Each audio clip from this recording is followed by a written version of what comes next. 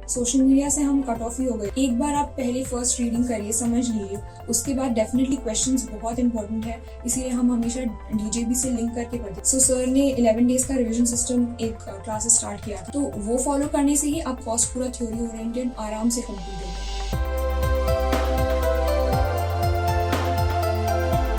Hello dear students, आज आपके साथ हम लोग बातचीत करने आए with all India rank 47 Shivani Singh in CA final May 22 exam. Hello Shivani. So हम शिवानी से थोड़ी खट्टी मीठी बातें करेंगे और समझेंगे कि क्या खास रहा इनमें जिसके कारण इस बार इनका रैंक आ पाया। ऑलराइट, ये सब सेशन हम इसलिए करते हैं जिससे कि आपको एक और कंफर्म्ड ऑथेंटिकेटेड गाइडेंस प्रूफ मिल पाए कि जैसा आप लोगों को बताया जाता है वो एक्चुअली ये जो रैंक होल्डर्स होते हैं वो उसको एग्जीक्यूट कर लेते हैं कि नहीं करते हैं, और उसके कारण ही क्या रैंक आता है या किसी और चीज के कारण रैंक आता है, तो इसको समझते हैं हम लोग। सो शिवानी, आप बताओ कि जैसे आप जब इंटर से फाइनल में आए तो आपने क्लासेस कब स्टार्ट की थी फाइनल? इंटर से फाइनल आने के बाद आर्टिकलशिप ज्वाइन करने के अराउंड 4 months बाद first classes I took off cost, तो तब से मतलब बट आर्टिकलशिप के साथ इतना हो नहीं पाता था, बट आई ट्राइड कि एटलीस्ट हाफ अ क्लास, और जब टाइम मिलता था 1 क्लास हो जाए, and Saturday Sundays I tried कि 1 or 2 क्लासेस पढ़ ली। सो दैट मीन्स देखो क्लास कब स्टार्ट करना है, you have to start your class as early as possible after your intermediate. बहुत बच्चे इसी में डिले कर देते हैं, तो ये एक बहुत बड़ा उनका फेलियर का कारण बन जाता है। तो फिर आप ये बताओ, आपने क्लासेस जब की उसके बाद सारी क्लासेस कब खत्म कर ली थी? जैसे आपका मे में एग्जाम था तो सारी क्लासेस कब खत्म हो गई थी? मतलब सारी क्लासेस कंप्लीट करने में थोड़ा लेट हो गया था बिकॉज आर्टिकलशिप का कभी कभी प्रेशर रहता था, बट अराउंड एग्जाम के 4 months पहले।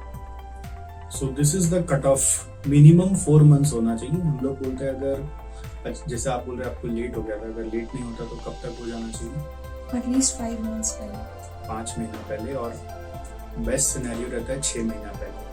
But 4 months is the minimum period that you require if you want to appear both groups.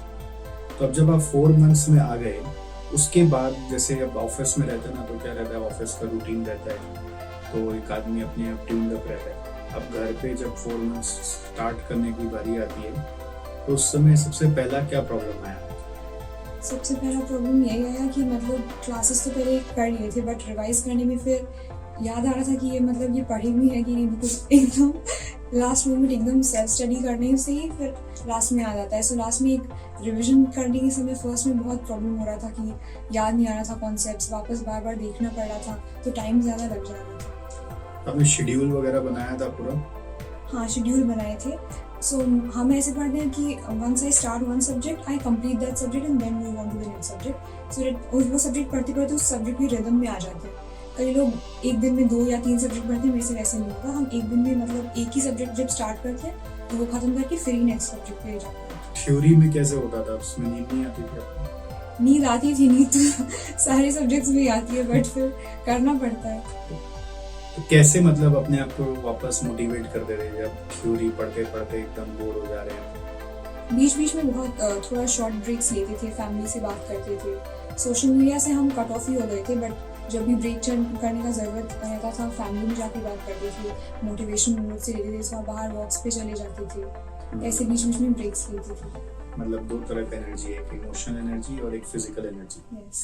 तो 2 जगह से एनर्जी आप लेके फिर पढ़ाई में लग जाते थे। तो थ्योरी पढ़ते थे तो क्या थ्योरी बस ऐसे किताब लेकर रीड करते थे कि क्या तरीका था आपका पढ़ने का? थ्योरी पहले तो एक बार रीडिंग कर लेते थे, उसके बाद जो इम्पोर्टेंट पॉइंट्स हमको लगता था या फिर जो थ्योरी पॉइंट वाइज दिया हुआ है वो सब पॉइंट्स हम लर्न करने का कोशिश करते थे। और एक बार रीडिंग जब हम फर्स्ट रीडिंग करते थे तो एक बार समझ लेते थे कि एक्चुअली लिखा क्या अंदर एंड क्या बोलना चाह रहा है। फिर उसके बाद जो पॉइंट फॉर्म में लिखा था वो पॉइंट्स हम याद कर लेते थे, और बाकी फिर जो इम्पोर्टेंट मार्क किया हुआ थ्योरी जो अपने साइड से या फिर जो प्रीवियस ईयर क्वेश्चंस में आ चुका है, RTPMT में आ चुका है, उस पर ज़्यादा फोकस करते थे।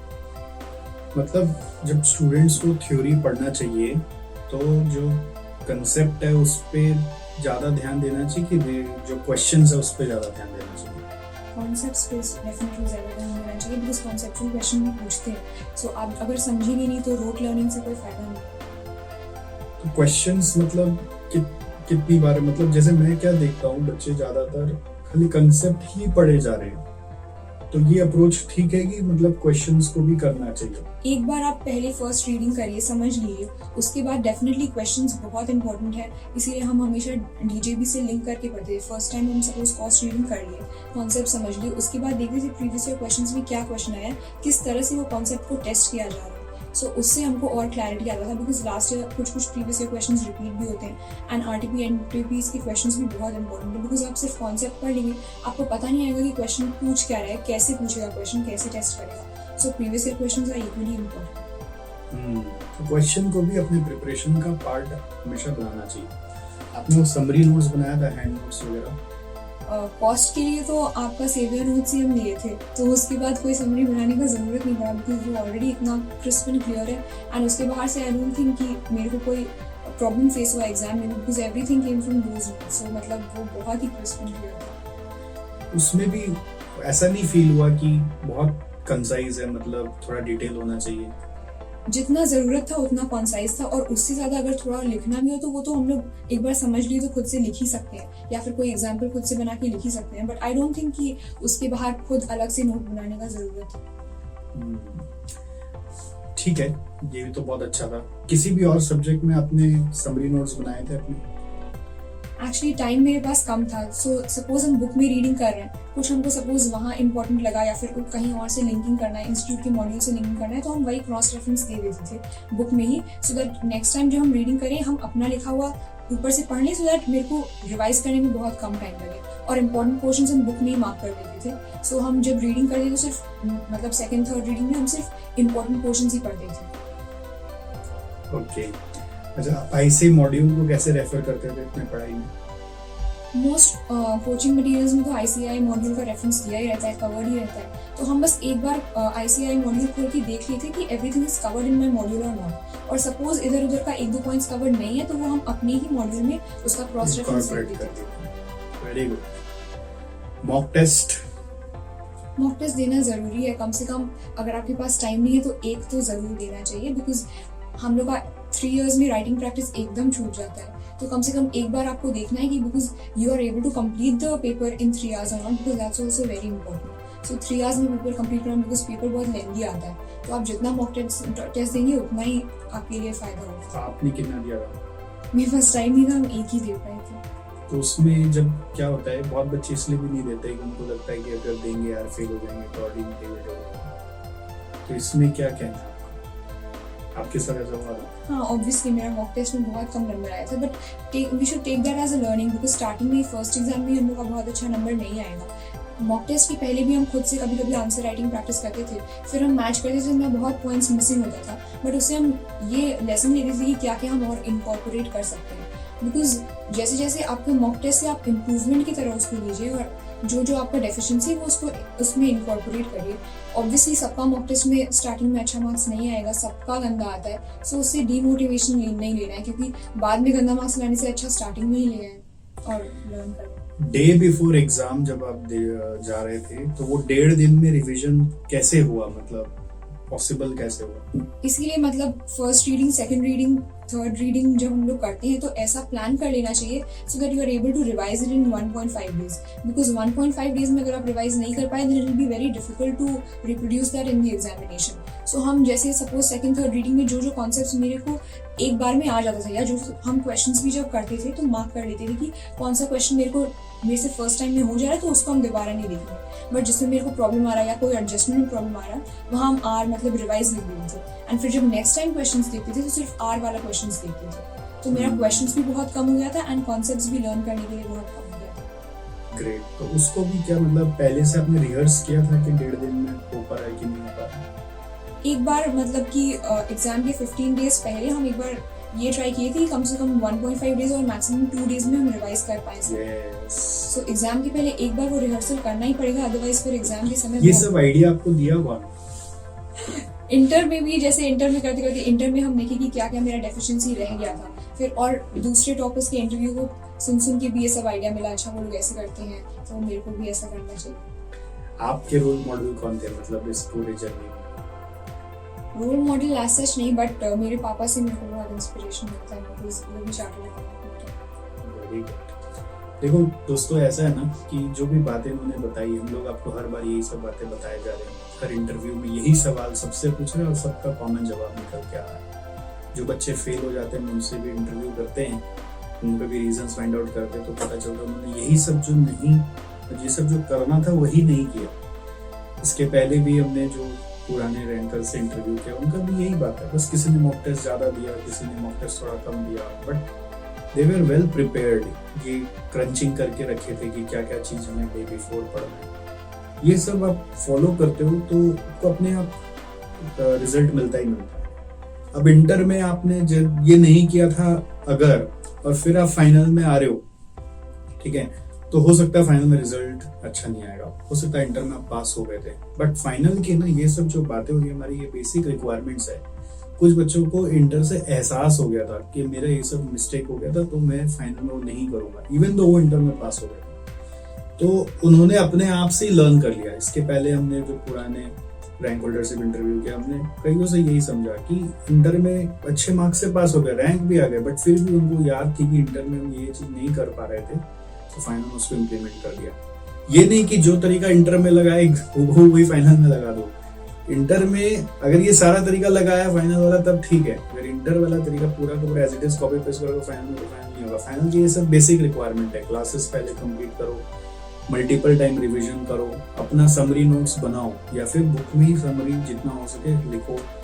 आईसीआई मॉड्यूल एक बार देखो, जरूर से देखो, 1.5 दिन का रिवीजन एक बार अपने से करो, मॉक टेस्ट को दो, और ये जब 6 चीज आप करते हो ना, तो आपका पास होने का प्रोबेबिलिटी बहुत हाई हो जाता है। पर चैलेंज अभी खाली सुनने का नहीं है, चैलेंज है इसको एग्जीक्यूट करने का। तो जो बच्चे रैंक लाते हैं ना, वो इसलिए रैंक ला पाते हैं क्योंकि वो खाली सुनते नहीं है, वो उसको इम्प्लीमेंट कर पाते हैं। और आप इम्प्लीमेंट करोगे तो रिजल्ट आएगा। इम्प्लीमेंट करते करते ब्रेकडाउन तो होना ही।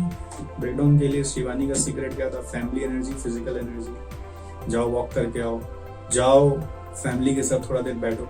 बट ऐसा नहीं होता था कि जब बैठते थे तो बैठे ही रह जाते थे। नहीं, फिर उतना तो खुद के ऊपर कंट्रोल होना चाहिए। देख लो, तो ये तो बेसिक चीज है ना कि कितना देर बैठना है। आप जाते हो, बैठते हो, वहीं बैठे रह जाते हो, फिर उठ के आने का मन ही नहीं करता और अपना दिन बर्बाद कर देते हो, तो फिर पास नहीं हो पाओगे ना। इसलिए यही तो डिसिप्लिन मांगता है। और लास्ट, अब ये भी बताइए, अब आपके कॉस्ट की जर्नी कैसी रही? हमसे जो पढ़े आपको क्या खास याद आता है, नहीं आता है? जो भी कॉस्ट में तो एक तरह से मतलब मोर थ्योरी ओरिएंटेड होते जा रहा है पेपर। सो हम फर्स्ट ट्यूशन कॉस्ट का ही लिए थे। सो उस समय करने में एक बार कॉन्सेप्ट समझ में भी आ गया था, पूरा अच्छे से हो गया था। बट फिर जब लास्ट में रिवीजन करने का बारी आया तो एक बार रिकॉल करने में बहुत प्रॉब्लम आ रहा था। सो सर ने 11 डेज का रिवीजन सिस्टम एक क्लासेस स्टार्ट किया था। सो वो क्लासेस मैंने लिया और फिर एक डे में सर एक चैप्टर कंप्लीट करते थे और उसमें हम लोग को कुछ क्वेश्चन सॉल्व करने को बोलते थे डीजीबी से। तो वो फॉलो करने से ही आपका 11 डेज में एकदम मेरा बहुत ईजी हुआ, बिकॉज इंपॉर्टेंट सम्स भी सारा रिवाइज हो गया एंड वो बुक से सारा कॉन्सेप्ट भी एकदम क्लियरली रिवाइज हो गया। तो बहुत कम टाइम में कॉस्ट पूरा थ्योरी ओरिएंटेड एंड आईसीएआई जैसा आजकल डिमांड कर रहा है उस ओरिएंटेड सिलेबस आराम से कंप्लीट हो गया। गुड। और कुछ याद आता है कॉस्ट क्लासेस से? कुछ ऐसा कुछ हुआ जो दूसरे सब्जेक्ट में भी फायदा हुआ?